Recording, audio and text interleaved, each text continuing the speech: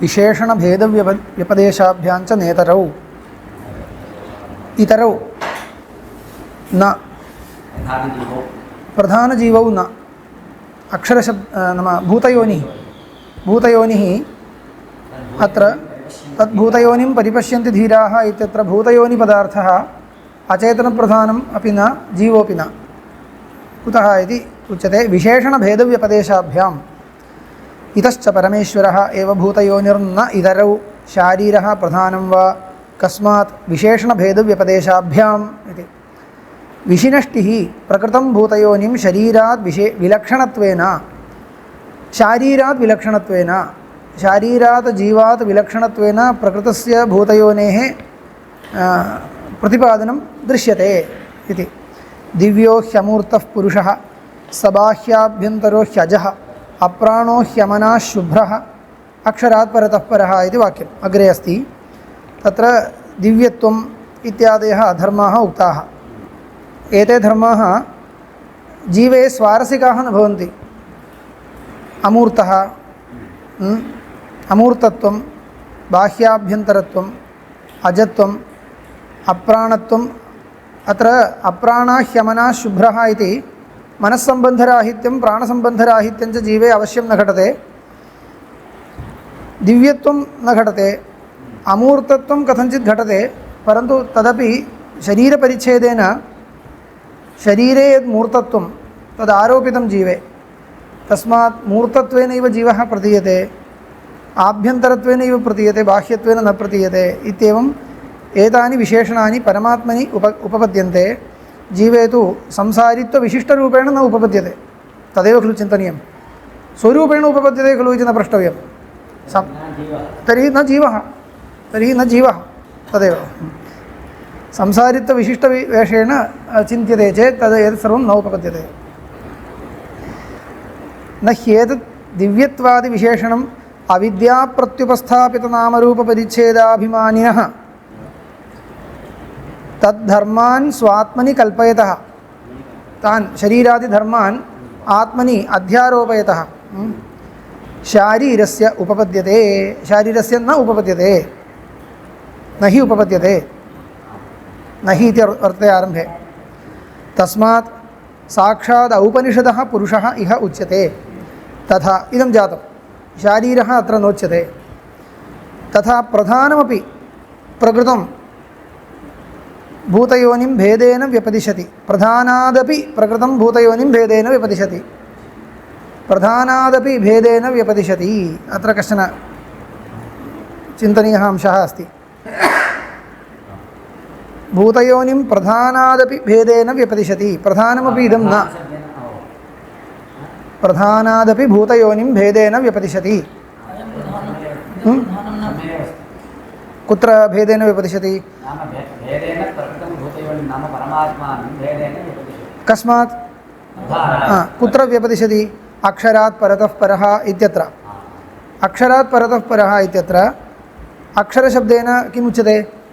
अक्षरशब्देन अत्र परमात्मा नोच्यते, माया उच्यते। अक्षरात् अक्षरम् अव्याकृतं नामरूप बीजशक्तिरूपं भूतसूक्ष्मम् ईश्वराश्रयं तस्यैव उपाधिभूतम्, ईश्वरस्यैव उपाधिभूतं, माया इत्यर्थः, ईश्वरस्यैव उपाधिभूतं सर्वस्माद् विकारात् परः यः सः अविकारः तस्मात् परतः परः इति भेदेन व्यपदेशात् परमात्मानम् इह विवक्षितं दर्शयति। तस्माद् अक्षरादपि अयं परः, परतः अक्षरात् अयं परः इति किल अर्थः? न जातं वा? सर्वस्मात् विकारात् परः यः अविकारः तस्मात् परतः परः, तस्मात् परतः परः। अक्षरात् परः ईश्वरः, ततः परः परमात्मा। अक्षरात् परतः, अक्षरात् परतः अक्षरात् इति न योजनं सिद्धान्ते। अक्षरात् परः कश्चित्, तस्मात् परतः परः शुद्धः परतः अक्षरादपि योजयितुं शक्यते खलु अन्यस्मात् परः यः अक्षरपदार्थः नाम अक्षरशब्देन माया आम् तस्मात् तस्याः मायायाः परः उपहितः ईश्वरः ततोपि शुद्धः ततोपि शुद्धः अस्तु समीचीनं तस्यैव उपाधिभूतं सर्वस्मात् विकारात् तस्यैव ईश्वरस्य अविकारः इति अविकारशब्देन ईश्वरः उच्यते ईश्वरः उच्यते तस्यैव उपाधिभूतं सर्वस्मात् विकारात् परः यः ईश्वरः अविकारः ईश्वरः तस्मात् परतः परः परतः तस्मात् परः कः शुद्धपरमात्मा इति शुद्धं ब्रह्म यतः अत्र गुणनिषेधः वर्तते तददृश्यम् अग्राह्यम् इत्यादिना इति भेदेन व्यपदेशात् अन्ततो गत्वा किं जातं तात्पर्यं तु एतावदेव माया अपेक्षया अयं भेदेन व्यपदिष्टो वर्तते अत्र अस्माकं चिन्तनीयांशः कः इत्युक्ते इदानीम् अचेतनप्रधानात् व्यावृत्तिः वक्तव्या अचेतनप्रधानात् व्यावृत्तिः वक्तव्या मायातः खलु व्यावृत्तिः अत्र उक्ता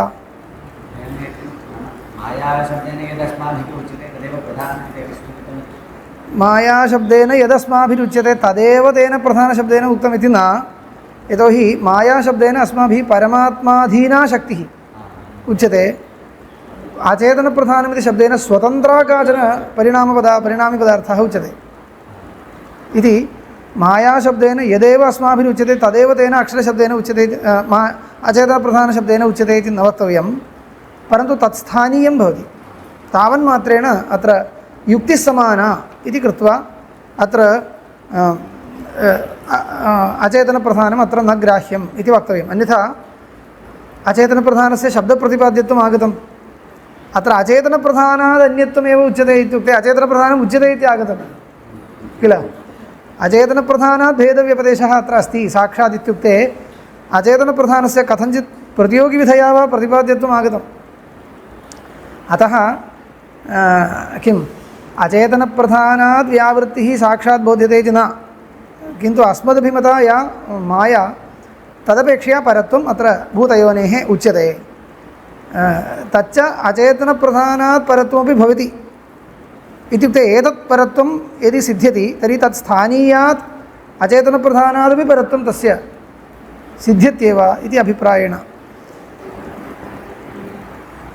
इत्युक्ते अक्षरात् परतः परः इति श्रुत्या अचेतनप्रधानत्वावच्छिन्नप्रतियोगिताकभेदः उच्यते इति न वक्तव्यम् अचेतनप्रधानस्य अत्र कीर्तनं नास्ति अचेतनप्रधानत्वावच्छिन्नप्रतियोगिताकभेदः उच्यते इत्युक्ते अचेतनप्रधानं प्रतियोगिविधया उच्यते इति आगतं खलु अतः अचेतनप्रधानम् अत्र अचेतनप्रधानत्वेन नोच्यते किन्तु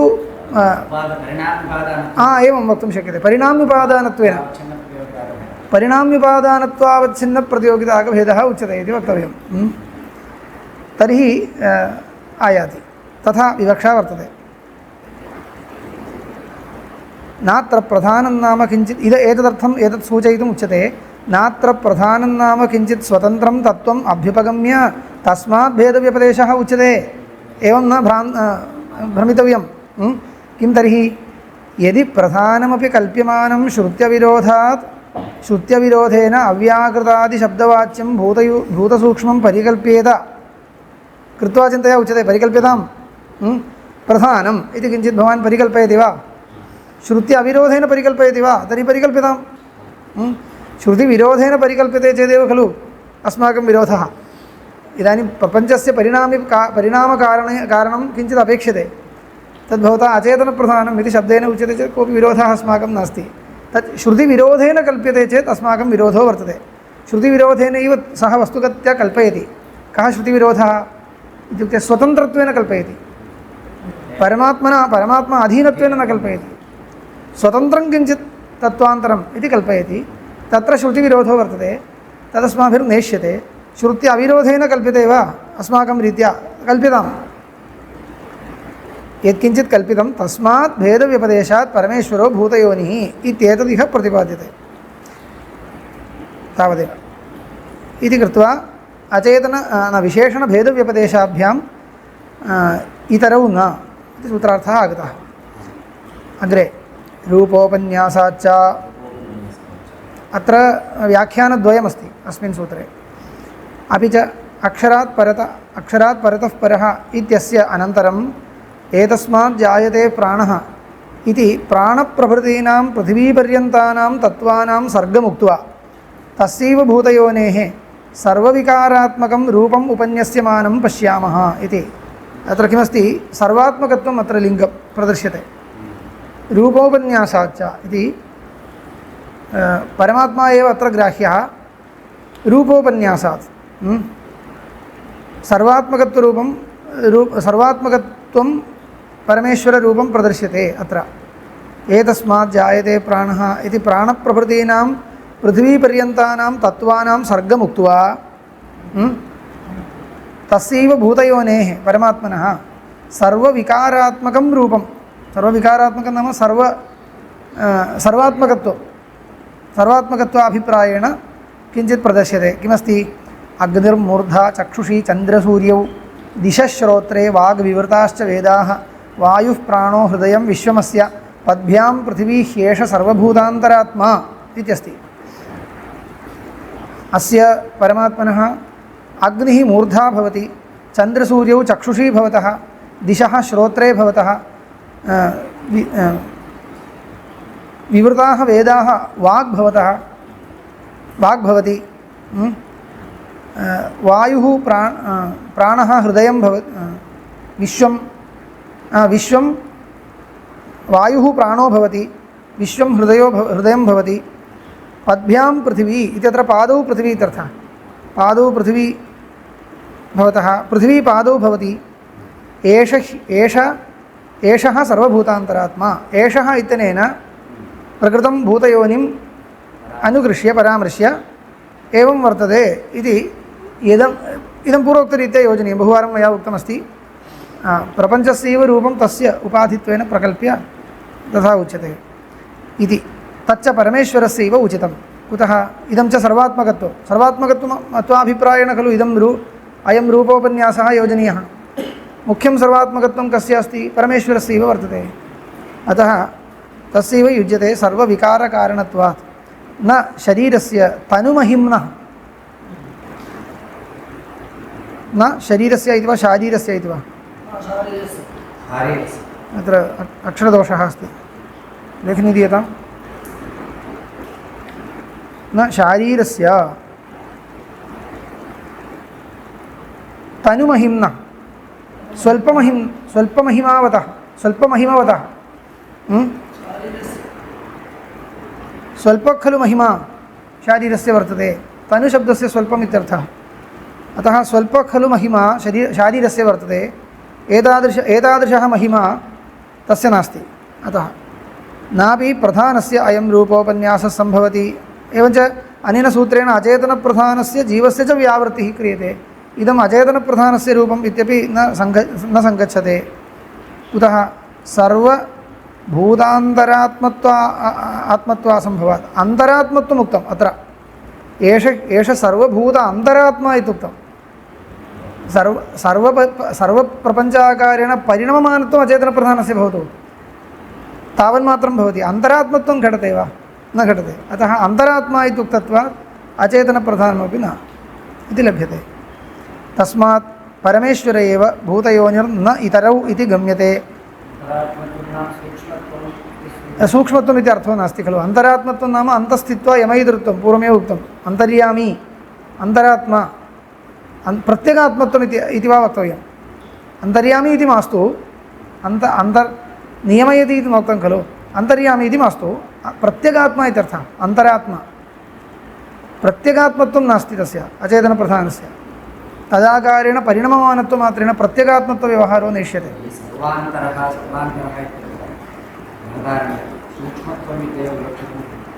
सूक्ष्मत्वम् इत्यावन्मात्रं न, तद् अस्ति खलु। सर्वान्तरः इति सर्वान्तर आत्मा इत्यस्ति। एतत्तु अचेतने न घटते। स्वरूपमित्येव आत्मपदम् अत्र स्वरूपपरमेव, चेतनपरं न स्यात्। अथापि तत्र अन्त सर्वान्तरं स्वरूपम् इत्युक्ते तद् अन्तरात्मनि नाम अचेतनप्रधाने न घटते इत्येव। अतः तस्मात् परमेश्वर एव भूतयोनिः न इतरौ इति गम्यते। कथं पुनर्भूतयोनेरयं रूपोपन्यास इति गम्यते इति शङ्का। रूपोपन्यासः उक्तः, सः भूतयोनेरेव रूपोपन्यासः इति कथं भवता निर्णीतम् इति चेत् प्रकरणात्, एषः इति च प्रकृतानुकर्षणात्। प्रकरणमिदं युक्तिद्वयम् उक्तं। प्रकरणमिदं परमात्मप्रतिपादनाय खलु सर्वोऽप्ययं सन्नाहः वर्तते, तस्मात् प्रकरणमिदं परमात्मनः। समीचीनं। द्वितीया युक्तिः एषः इति च प्रकृतानुकर्षणात्। एषः इति सर्वनामपदेन भूतयोनिं परिपश्यन्ति धीराः इत्यत्र उक्तः यः भूतयोनिः तस्यैव परामर्शः क्रियते। भूतयोनिं हि प्रकृत्य एतस्मात् जायते प्राणः। अत्रापि एतत् शब्दः अस्ति, एतस्मात् जायते प्राणः, एतस्मात् भूतयोनेः सकाशात् प्राणः जायते। एष सर्वभूतान्तरात्मा इति वचनं भूतयोनिविषयमेव भवति। भूतयोनिं हि प्रकृत्य एतस्मात् जायते प्राणः, एष सर्वभूतान्तरात्मा इति वचनं भूतयोनिविषयमेव भवति। अतः भूतयोनिरेव अत्र उच्यते।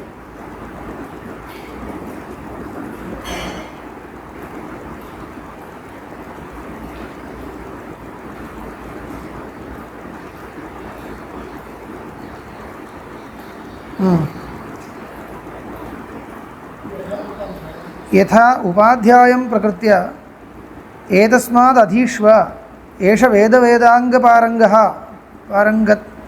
पारगः इति वचनम् उपाध्यायविषयं कञ्चन पुरुषम् उपस्थाप्य एतस्माद् इत्युक्ते सः एव गृह्यते इति तद्वत् कथं पुनरदृश्यत्वादिगुणकस्य भूतयोनेः विग्रहवद्रूपं सम्भवति इति शङ्का। अदृश्यत् यत्तददृश्यमग्राह्यमगोत्रमवर्णमचक्षुश्रोत्रं तत्र सर्वगुणनिषेधः। एवञ्च सर्वगुणनिषेधपूर्वकं तत्र परमात्मानं प्रथमवाक्येन उपस्थाप्य तस्य रूपोपन्यासः अग्निर्मूर्धा चक्षुषी चन्द्रसूर्यौ इति एतत् परस्परविरुद्धं जातम्। अयं क्लेशः इदानीम् अस्ति किल इति पृच्छति। कथं पुनरदृश्यत्वादिगुणकस्य भूतयोनेर्विग्रहवद्रूपं सम्भवति। अतः उच्यते तत्र समाधानं सर्वात्मत्वविवक्षया इदमुच्यते, न तु विग्रहवत्वविवक्षया। तस्य विग्रहवत्वमस्ति, तस्य विग्रहवत्वविवक्षया न। सः शरीरवान्, तस्य किञ्चित् शरीरमस्ति, तस्य शरीरम् एतादृशम् इति इतो विलक्षणं तस्य स्वकीयं किञ्चित् शरीरं प्रतिपादयितुम् अयम् उपन्यासो न।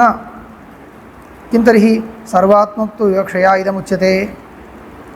अहमन्नमहमन्नादः इति इत्यादिवत् मुक्तं प्रकृत्य इयं श्रुतिः तैत्तिरीये। मुक्तं प्रकृत्य जीवन्मुक्तः अथवा मुक्तः अनुभवं प्रकटयति। अहमन्नम् अहमन्नादः भोज्यम्, अन्नमिति भोज्यस्य उपलक्षणम्, अन्नादः इति भोक्तुः उपलक्षणं। यत् भोज्यं ये च भोक्तारः, यानि च भोज्यानि ये च भोक्तारः सर्वेषाम् अहमेव इति सामानाधिकरण्येन प्रदर्शयति। किं तत्र मुक्तः भोज्यभोक्तृभिन्नः इत्यस्य अर्थः कः? सर्वात्मकत्वाभिप्रायेण उच्यते। आरोपित तादात्म्यदाय उच्यते तावदेव। अहमन्नम् अहमन्नादः इत्यादिवदेव योजनीयं।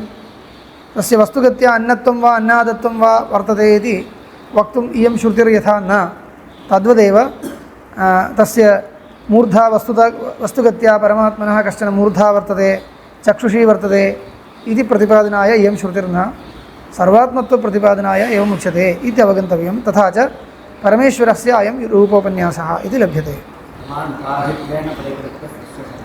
तथा उच्यते सर्वम् उपाधित्वेन परिकल्प्य इति। एवम्। इतः परम् अत्र कश्चन विवादः।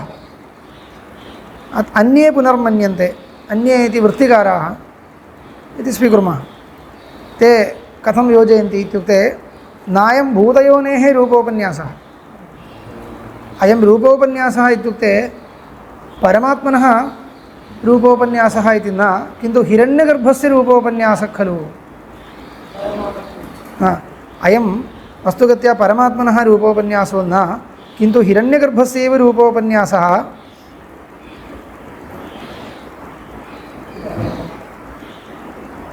तर्हि किं कर्तव्यम् इत्युक्ते परमात्मप्रतिपत्त्यर्थं हिरण्यगर्भस्य रूपम् उपन्यस्य परमात्मानं सूचयति इति कथञ्चित् सूत्रं व्याख्यातव्यं।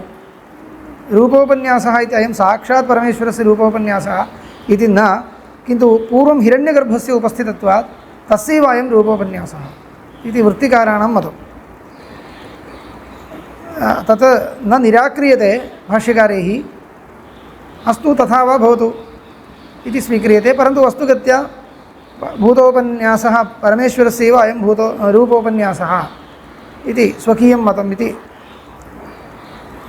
अत्र व्याख्याकाराणां मतभेदः अस्ति अस्मिन् विषये। अत्र अन्ये पुनर्मन्यन्ते इति तु स्वमतम् इति भामतीकाराः, अन्ये परिमलकारो वा अन्ये ब्रह्मविद्याभरणम् इत्यादिषु व्याख्यानेषु अन्ये पुनर्मन्यन्ते इति भाष्यकारमतं न, तत् परमतम्। तदेव प्राधान्य तदेव युज्यते। भामतीकारैः तु किं कृतम्, अन्ये पुनर्मन्यन्ते इति हिरण्यगर्भस्य अयं रूपोपन्यासः इति स्वीकृत्य तदेव भाष्यकाराणां स्वमतम् इति रीत्या उक्तम् इति भाति। अस्तु, तत्र इदानीं विवादे न प्रविशामः, विषयं वदामि। अन्ये पुनर्मन्यन्ते नायं भूतयोनेः रूपोपन्यासः जायमानत्वेन उपन्यासात्। किं तर्हि हिरण्यगर्भस्य रूपोपन्यासः इति जायमानत्वेन उपन्यासात्।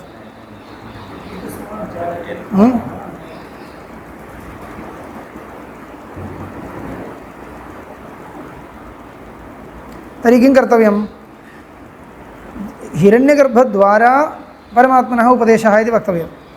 साक्षात् परमात्मनः रूपोपन्यासो न, किन्तु हिरण्यगर्भस्य रूपोपन्यासं कृत्वा सोऽपि हिरण्यगर्भः परमात्मनः सकाशात् खलु जायते इति हिरण्यगर्भद्वारा परमात्मनः बोधनम् इति वक्तव्यं। साक्षात् भूतयोनेः अयं रूपोपन्यासः इति न वक्तव्यम् इति वृत्तिकाराणाम् आशयः। यतोहि हिरण्यगर्भ एव पूर्वं प्रकृतः साक्षात् इति उच्यते। यः सर्वज्ञः सर्ववित् यस्य ज्ञानमयं तपः तस्माद् एतद् ब्रह्म नामरूपम् अन्नं च जायते इति ब्रह्मशब्देन हिरण्यगर्भः उच्यते। तस्माद् एतद् ब्रह्म जायते इत्यस्ति। जायमानत्वेन उपन्यासो नाम अत्र जायमानत्वेन इति न, जायमानत्वेन तत्र उक्तं। जायमानः हिरण्यगर्भः कश्चन उक्तः खलु, जायमानत्वं परमात्मनो न घटते, अतः जायमानत्वेन हिरण्यगर्भः उक्तः, तस्य अयं रूपोपन्यासः स्वीकर्तव्यः। एतस्मात् जायते प्राणः मनः सर्वेन्द्रियाणि च खं वायुर्ज्योतिरापः पृथिवी विश्वस्य धारिणी इति पूर्वत्र प्राणादि किमस्ति, अक्षरं किमस्ति, प्राणादि पृथिव्यन्तं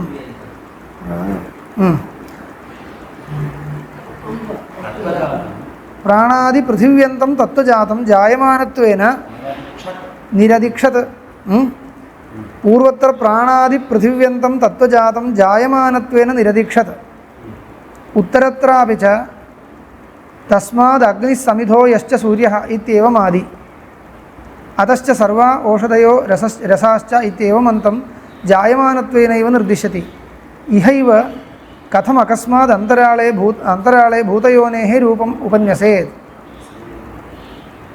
अत्र तथा अस्तु, मया पूर्वम् उक्तरीत्या मास्तु। जायमानत्वेन उपदेशात् इत्युक्ते एतेषामेव जायमानत्वेन उपदेशात्। एते पदार्थाः जायमानत्वेन उपदिश्यन्ते खलु। जायमानत्वेन उपदिश्यते चेत् जायमानस्यैव कस्यचित् इदं रूपं भवति। एवं रीत्या एकं चिन्तनं। जायमानानि एतानि सर्वाणि जायमानानि निर्दिश्यन्ते। एतस्मात् जायते प्राणः मनः सर्वेन्द्रियाणि च इति। इयं दुर्बला युक्तिः स्यात् खलु। द्रष्टव्यम् अत्र कश्चन विचारः अस्ति व्याख्याकाराणां कश्चन प्रवेशः अस्ति अत्र उत्तरत्रापि च तस्माद् अग्निः समिधो यश्च सूर्यः इत्येवम् आदि अतश्च सर्वा औषधयो रसाश्च इत्येवम् अन्तं जायमानत्वेन इव निर्देक्ष्यति इहैव अग्रेपि अग्निः समिधो यश्च सूर्यः सर्वं जायमानमिति निर्दिशति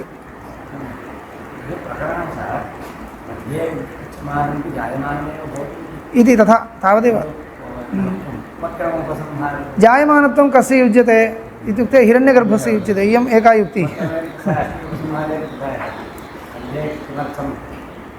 तस्मात् इहैव कथम् अकस्मात् अन्तराळे भूतयोनेः रूपं पन्यसे तर्हि भूतयोनेः रूपोपन्यासः अयं न भवति सर्वात्मत्वमपि सृष्टिं परिसमाप्य उपदेक्ष्यति पुरुष एवेदं विश्वं कर्म इत्यादिना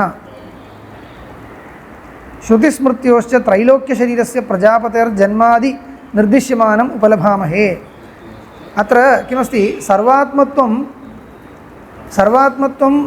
हिरण्यगर्भस्यापि अस्ति सर्वात्मत्वमस्ति किञ्चित् सङ्कुचितं सर्वात्मत्वमस्ति सृष्टिद्वारा सर्वात्मत्वमिति वक्तव्यं चेत् पञ्चभूतानां सृष्टिः तेन न क्रियते अन्येषां सृष्टिः क्रियते तद्वारा सर्वात्मत्वं चेत् तत् सर्वात्मत्वं तस्यापि अत्र जायमानरूपं प्रति तस्यापि कारणत्वेन सर्वात्मत्वं वक्तुं शक्यते सर्वात्मत्वमपि सृष्टिं परिसमाप्य उपदेक्ष्यति पुरुष एवेदं विश्वं कर्म इत्यादिना श्रुतिस्मृत्योश्च त्रैलोक्यशरीरस्य प्रजापतेर्जन्मादि निर्दिश्यमानम् उपलभामहे हिरण्यगर्भः समवर्तताग्रे भूतस्य जातः पतिरेक आसीत् सदाधार पृथिवीं द्याम् उतेमां कस्मै देवाय हविषा विधेम इति समवर्तता अग्रे इत्यस्ति किल तत्र समवर्तता इति अजायता इत्यर्थः समवर्तता इत्यस्य अजायता इत्यर्थः एवम् अनेकत्र जायमानत्वेन निर्देशः कस्य वर्तते हिरण्यगर्भस्य वर्तते तथा सवै शरीरी प्रथमः सवै पुरुष उच्यते आदिकर्ता स भूतानां ब्रह्म अग्रे समवर्तता इति च विकारपुरुषस्यापि सर्वभूतान्तरात्मत्वं सम्भवति सोऽपि सर्वभूतान्तरात्मा इति सोऽपि विकारपुरुषः हिरण्यगर्भः सोऽपि वक्तुं शक्यते प्राणात्मना सर्वभूतानाम् अध्यात्म अवस्थानात् प्राणात्मना सर्वभूतानाम् अध्यात्मम् अवस्थानसम्भवात् प्राणः सूत्रात्मा इत्युच्यते खलु उपनिषत्सु इदं प्रसिद्धम् अतः सर्वभूतानां प्राणरूपेण सर्वभूतानाम् अन्तः अयम् अवतिष्ठते इति कृत्वा हिरण्यगर्भः अत्र उच्यते इति निरूपयितुं शक्यते इति अत्र कश्चन अंशः शरीरम् इति व्यपदेशः क्रियते किल परमात्मनः अपि व्यपदेशः क्रियते परन्तु मुख्यं तत्र किमस्ति हिरण्यगर्भो वा परमात्मा वा इति यदा विचारः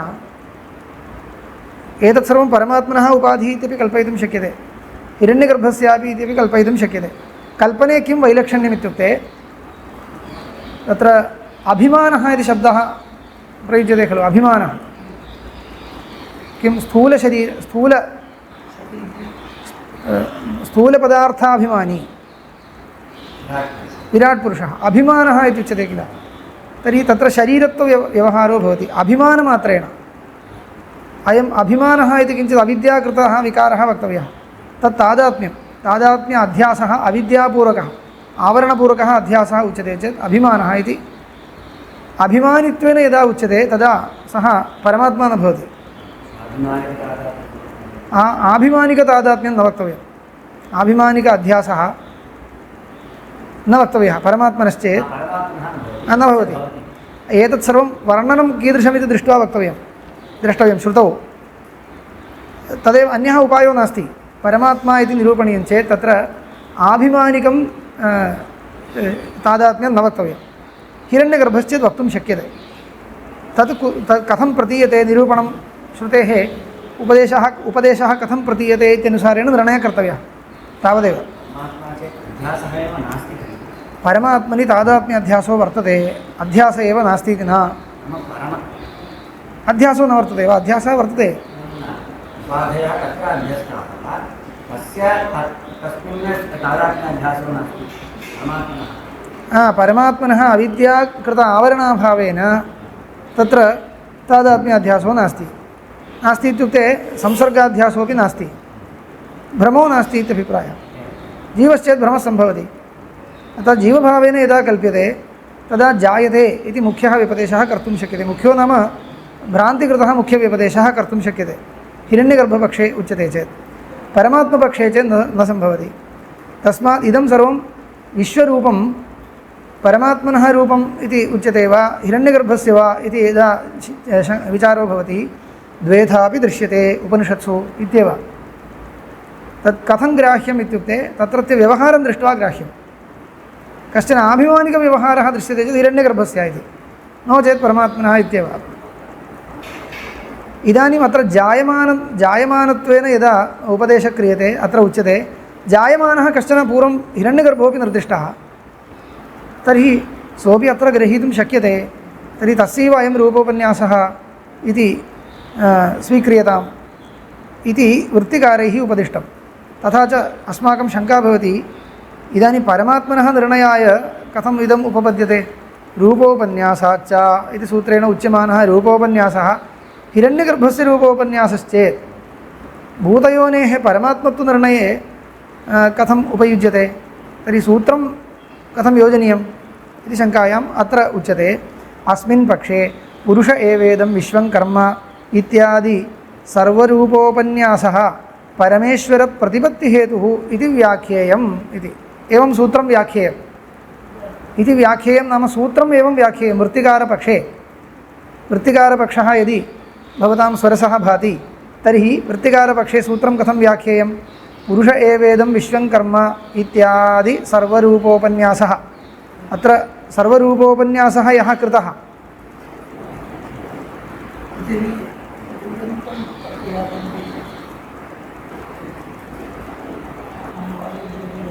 पुरुष एवेदं विश्वं कर्म इति अयमपि परमात्मा इत्युक्ते अस्यैव सर्वात्मकत्वं यदा उच्यते तत् कथं तस्यापि कारणीभूतस्य सर्वात्मकत्वं विना न घटते अयमेव सर्वात्मा इति यदा उच्यते अस्यैव हिरण्यगर्भस्य ततो जातस्यैव यदा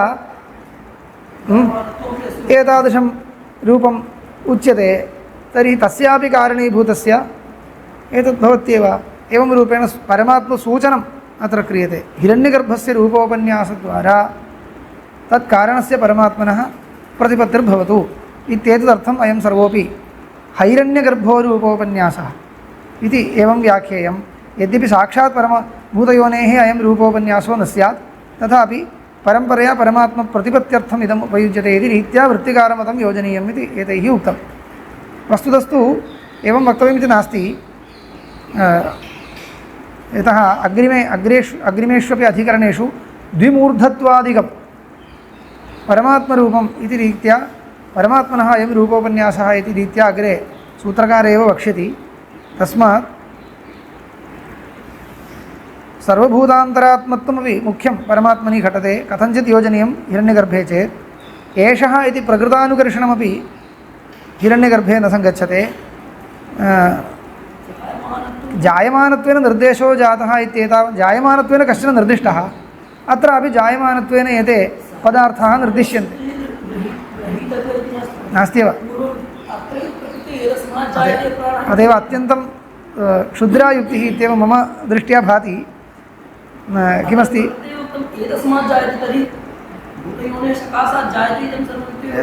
सङ्गच्छते एव अवश्यं सङ्गच्छते किं कृतं केवलम् एतत् सर्वं साक्षात् एतस्य कारणं हिरण्यगर्भः खलु भौतिकानां कारणं हिरण्यगर्भः इति वर्ण्यते एतावता परमात्मा न इति न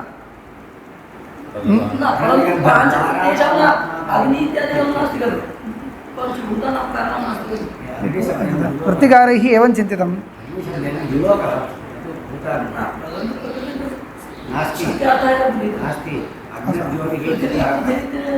अस्तु अस्तु यदि यत्किञ्चित् भौतिकं रूपं लोको वा किं वा यत्किमपि भवतु तत् तस्य साक्षात् भूताग्निश्चेत् परमात्मा कारणं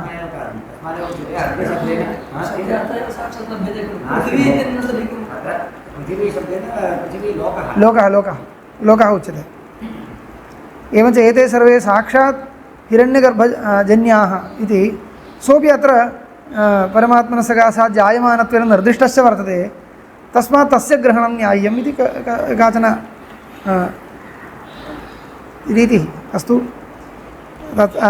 तथापि परमात्मनः व्यावर्तनं न क्रियते। इदानीम् एतत् सर्वं हिरण्यगर्भात् जायते इत्युक्ते हिरण्यगर्भः किं स्वतन्त्रं कारणं वा नास्ति किल? तस्मात् परमात्मनो जायते न जायते इति तु न। अतः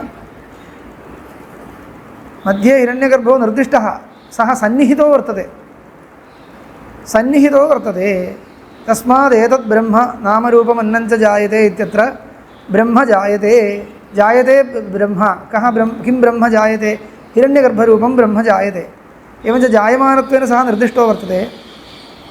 तावन्मात्रेण तस्य सन्निहितत्वात् सः ग्राह्यः इति कथनापेक्षया, सन्निध्यपेक्षया प्रकरणं बलीयः। एतत् शब्दश्रुतिरप्यस्ति, पूर्वस्मात् अनुकर्षणार्थः श्रुतिरस्ति। परमात्मन्यपि घटयितुं शक्यते च, सूत्रयोजनेपि सौकर्यमस्ति इत्येतत् सर्वं यदा पर्यालोचयामः तर्हि भूतयोनेरेव रूपोपन्यासः इत्येव युज्यते इति वयं स्वीकुर्मः। तथा च द्वितीयं मतं वृत्तिकारमतं, प्रथमं मतं भाष्यकारमतम् इति स्वीकुर्मः इति अधिकरणं समाप्तम्। इतः परं वैश्वानराधिकरणम् इति किञ्चित् दीर्घम् अधिकरणं वर्तते। एतेन अयं पादः समाप्यते। अत्र वस्तुगत्या ग्रन्थो द्रष्टव्यः। छान्दोग्ये मूलं द्रष्टव्यं, श्रुतिर्द्रष्टव्या। प्रकरणं पञ्चमाध्याये वर्तते। किञ्चित् पठामः, अनन्तरं श्रुतिम् आनयामि। वैश्वानरसाधारणशब्दविशेषात् इत्यस्ति। वैश्वानरः परमात्मा। अत्र वैश्वानरशब्देन कः प्रतिपाद्यते इति विचारः प्रकृतश्रुतौ। अत्र एका आख्यायिका वर्तते, ताम् उक्त्वा एव इदम् उपपादनीयमस्ति। को न आत्मा किं ब्रह्म इति। अत्र रत्नप्रभां किञ्चित् पठामि। छान्दोग्यम् उदाहरति को न इति। छान्दोग्योपनिषदि पञ्चमाध्याये प्राचीनशाल सत्ययज्ञ इन्द्रद्युम्न जनक बुडिलाः पञ्च जनाः जिज्ञासवः भवन्ति। मिलित्वा मीमांसां चक्रुः। एते पञ्च विद्वांसः मिलित्वा मीमांसां चक्रुः। को न आत्मा किं ब्रह्म, नः आत्मा, नः आत्मा, अस्माकम् आत्मा किं स्वरूपः, ब्रह्म च किम् इति। इदं वस्तुगत्या उपासनप्रकरणमेव, तत्त्वज्ञानप्रकरणं न, तदपि ज्ञातव्यम्। आत्मैव ब्रह्म इति ज्ञापनार्थं पदद्वयं। को न आत्मा किं ब्रह्म इति। आत्माभिन्नं ब्रह्मैव जिज्ञास्यते इति अभिप्रायः। ते पञ्चापि निश्चयार्थम् उद्दालकम् आजग्मुः। उद्दालकस्य समीपे आगताः निश्चयं कर्तुं। सोऽपि सम्यग् न वेद इति न जानाति इति तेन उद्दालकेन सह षड् इदानीं षड् जाताः। उद्दालक पूर्वमेव पञ्च आसन्, अयम् उद्दालकोऽपि एतैः सह आगतः। षड् जाताः। षडपि सह मिलित्वा षडपि अश्वपतिं कैकेयं राजानम् आगत्य ऊचुः। केकयराज्यस्य राजा अश्वपतिः, तत्सकाशे गतवन्तः षडपि। आत्मानम् इति अध्येषि स्मरसि तमेव नो ब्रूहि इति।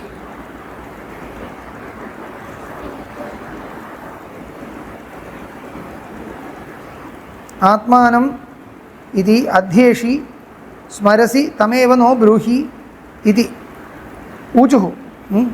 राजा तु तं भ्रान्तिनिरासार्थं, तेषां भ्रान्तिनिरासार्थं तान् प्रत्येकम् अपृच्छत्। तत्र वाक्यैकदेशः गृहीतः रत्नप्रभाकारैः तावदेव तन्मूलं दृष्ट्वा वक्तव्यम्।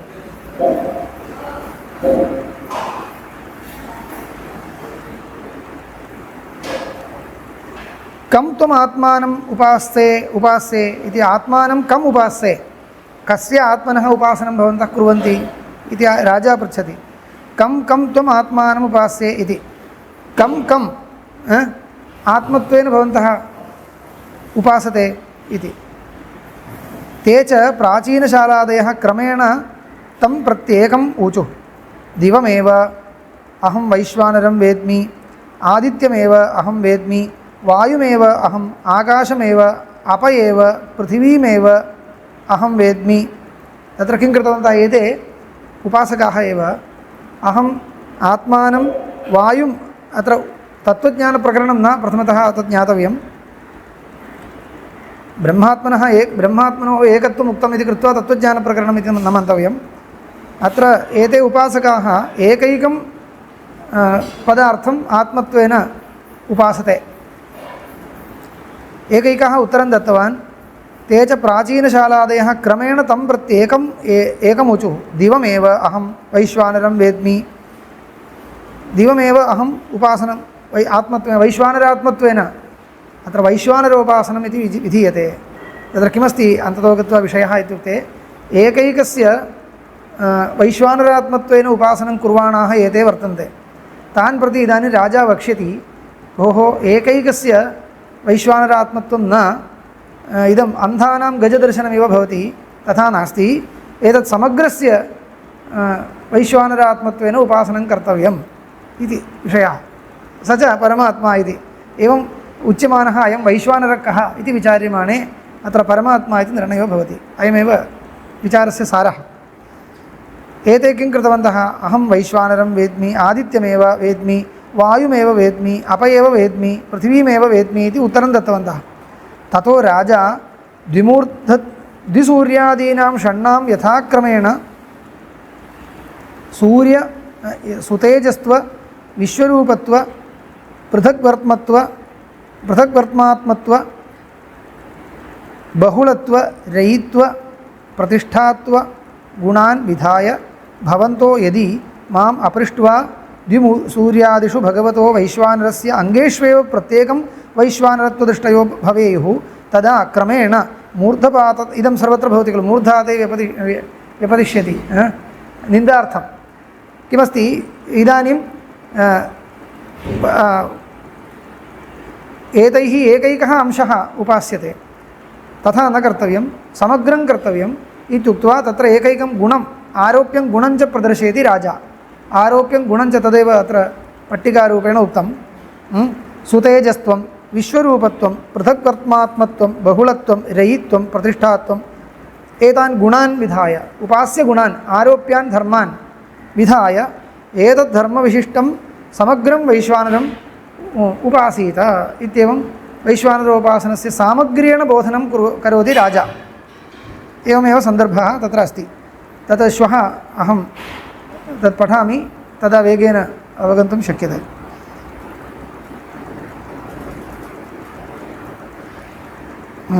एवञ्च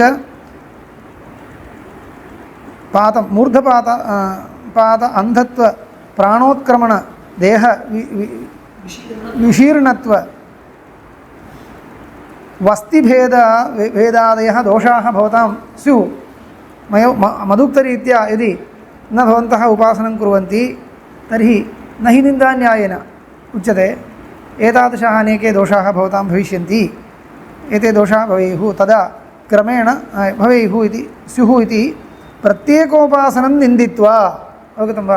प्रत्येकं यदुपासनं युष्माभिः क्रियते तद् तथा न इति निन्दां कृत्वा सुतेजस्त्वगुणकः द्विलोकः अस्य आत्मनः वैश्वानरस्य मूर्धा, विश्वरूपत्वगुणकः सूर्यः यस्य चक्षुः इत्येवं द्विसूर्यत्वादीनां मूर्धादिभावम् उपदिश्य समस्तवैश्वानरध्यानविधिरा आम्नायते यस्त्वेतमेवमिति। समस्तवैश्वानरोपासनविधिरत्र आम्नायते। कथं भविष्यति इत्युक्ते एवमेव भविष्यति। मूर्धैव सुतेजाः चक्षुर्विश्वरूपः इत्यादिकमस्ति। तर्हि किं भवति? सुतेजस्त्वादिगुणकः यः द्विलोकः सः अस्य वैश्वानरस्य मूर्धा इति चिन्तनीयं। मूर्धैव सुतेजाः इत्युक्ते सुतेजस्त्वादिगुणकः यः द्विलोकः तत् कथम् आयाति इति अग्रे लभ्यते। एवं तद् अस्य वैश्वानरस्य मूर्धा। सुतेजस्त्वं द्विलोकस्य विशेषणं। द्विलोकः सुतेजाः इत्यस्ति। स च द्विलोकः अस्य वैश्वानरस्य मूर्धा। एवं विधः अयं वैश्वानरः कश्चन अत्र समग्रतया समग्राङ्गविशिष्टः उपास्यत्वेन अत्र अस्मिन् प्रकरणे निर्दिश्यते। सः कः? परमात्मा वा अन्यो वा इत्येवं कश्चन विचारः। अयमेव अस्मिन् अधिकरणे क्रियते विचारः। को नाम आत्मा, को न इदानीं भाष्ये प्रविशामि। को न आत्मा किं ब्रह्म इति आत्मानम् एव इमं वैश्वानरं सम्प्रत्यध्येषि तमेव नो ब्रूहि इति च उपक्रम्य तत्र राजानं गत्वा पृच्छति, आत्मानम् एव इमं वैश्वानरं सम्प्रत्यध्येषि त्वं, हे राजन्, त्वम् अस्माभिः जिज्ञास्यमानम् इमम् आत्मानमेव सम्प्रति वैश्वानरम् आत्मानं त्वम् अध्येषि। अध्येषि इत्युक्ते केवलम् अध्येषि इति न, उपास्ये।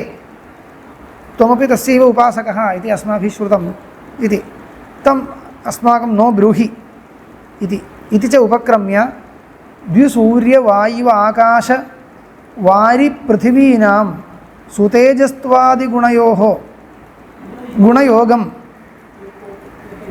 एकैकोपासननिन्दया च वैश्वानरं प्रति येषां मूर्धादिभावम् उपदिश्य आम्नायते। अवगतं खलु? आपाततः अवगम्यते। सम्यक् अवगन्तव्यं चेत् प्रकरणमेव पठनीयं। सुतेजस्त्वादिगुणयोगम् इत्युक्ते गुणयुक्तं। सुतेजस्त्वादिः गुणः, सुतेजस्त्वादिना गुणेन योगः यस्य तं सुतेजस्त्वादिगुणकम् एकैकम् एते प्रागेव उपासते। एकैकगुणकम् एकैकम् अंशम् एते प्रागेव चिन्तयन्तः सन्ति। तस्य निन्दां कृत्वा एकैक अंशस्य उपासननिन्दया च वैश्वानरं प्रति येषां मूर्धादिभावम् उपदिश्य भवता यत् तत्र सुतेजस्त्वविशिष्टः यः द्विलोकः ध्यायते सः अस्य वैश्वानरस्य मूर्धा। एवञ्च अयं वैश्वानरः समग्रतया भवद्भिः उपासनीयः इत्येव अभिप्रायः सिद्ध्यति। वैश्वानरं प्रत्येषां मूर्धादिभावम् उपदिश्य आम्नायते। यस्त्वेतमेवं प्रादेशमात्रमभिविमानमात्मानं वैश्वानरमुपास्ते स सर्वेषु लोकेषु सर्वेषु भूतेषु सर्वेषु आत्मसु अन्नमत्ति। तस्य हवा एतस्य आत्मनो वैश्वानरस्य मूर्धैव सुतेजाः चक्षुर्विश्वरूपः प्राणः पृथक् वर्त्मात्मा सन्देहो बहुलः वस्तिरेव रैः पृथिव्येव पादौ उर एव वेदिः लोमानि बर्हिः हृदयं गार्हवत्यः मनः अन्वाहार्यवचनः आस्यमाहवनीयः। एवं वर्णनं वर्तते। वैश्वानरस्य वर्णनं वर्तते। उपास्यस्य पदार्थस्य वैश्वानरस्य एवं विधं वर्णनम् अस्ति। ज्ञायते खलु? आपाततः अवगतं। मूर्धैव सुतेजाः चक्षुः विश्वरूपः प्राणः पृथक् वर्त्मात्मा सन्देहो बहुलो वस्तिरेव रैः पृथिव्येव पादौ उर एव वेदिः लोमानि बर्हिः। वदामि तत्र श्रुतिमेव स्वीकृत्य वदामि, तदा स्पष्टीभविष्यति। अत्र अस्य अत एव मया आपाततः अर्थः एव इदानीम् अपेक्ष्यते। यदा अत्यन्तं निष्कृष्टार्थः उच्यते चेत् तत्र सन्देहवर्णने क्लेशो भवति। इदानीं पूर्वपक्षः वक्तव्यः। प्रथमतः संशयः उच्यते। तत्र संशयः किं वैश्वानरशब्देन जाठरोग्निः उपदिश्यते उत भूताग्निः अथ तद अभिमानिनी देवता अथवा शारीरः आत्मा आहोस्वित् परमेश्वरः इति अनेकथा संशयः। जाठराग्निरपि वैश्वानरः इति उच्यते खलु। अहं वैश्वानरो भूत्वा इति जाठराग्निः वैश्वानरः इति उच्यते। पञ्चकोटिकसंशयः अस्ति। अत्र जाठराग्निः वैश्वानरः इत्युच्यते। अथवा भूताग्निः बहिः यः ज्वलनः सः वैश्वानरः वा अथवा तदभिमानिनी अग्न्यभिमानिनी देवता वैश्वानरो वा अथवा जीवो वा अथवा परमात्मा इत्येवं रीत्या संशयः। किं पुनरत्र संशयकारणं संशयस्य बीजं वद इति चेत् उच्यते वैश्वानरः इति जाठर भूत अग्नि देवतानां साधारणशब्दप्रयोगात् आत्मा इति च शारीरपरमेश्वरयोः आत्मा इति शब्दः शारीरस्य जीवस्य परमेश्वरस्य च घटते। कदा चेतनपरः आत्मशब्दश्चेत् आत्मा शारीरस्यापि युज्यते परमात्मनोपि युज्यते। देवतायाः अपि युज्यते अस्तु देवतायाः अपि युज्यते। वैश्वानरशब्दस्तु देवतायां युज्यते देवता अपि वैश्वानरशब्देन उच्यते। अग्निभिमानिनी देवता भूताग्निरपि उच्यते जाठराग्निरपि उच्यते। एवञ्च अविशेषशब्दः श्रूयते। आम् सर्वत्र प्रयुज्यमानः शब्दः इति कृत्वा संशयः इति। अस्तु अत्र स्थापयामि। इदानीं क्रमेण एकैकः पक्षः पूर्वपक्षत्वेन आनेतव्यः। पूर्वपक्षमुक्त्वा सिद्धान्तकथनकाले एव श्रुत्यर्थः सम्यक् धारणीयः अस्ति। तदानीं पूर्वपक्षं वर्णयित्वा अनन्तरं श्रुतिसन्दर्भं पठित्वा अनन्तरं सिद्धान्तं पठामः। तदा श्रुतिसन्दर्भं पठित्वा यदा सिद्धान्तस्य अवतरणं कुर्मः तदा वेगेन अवगन्तुं शक्यते इति मम विचारः। अस्तु।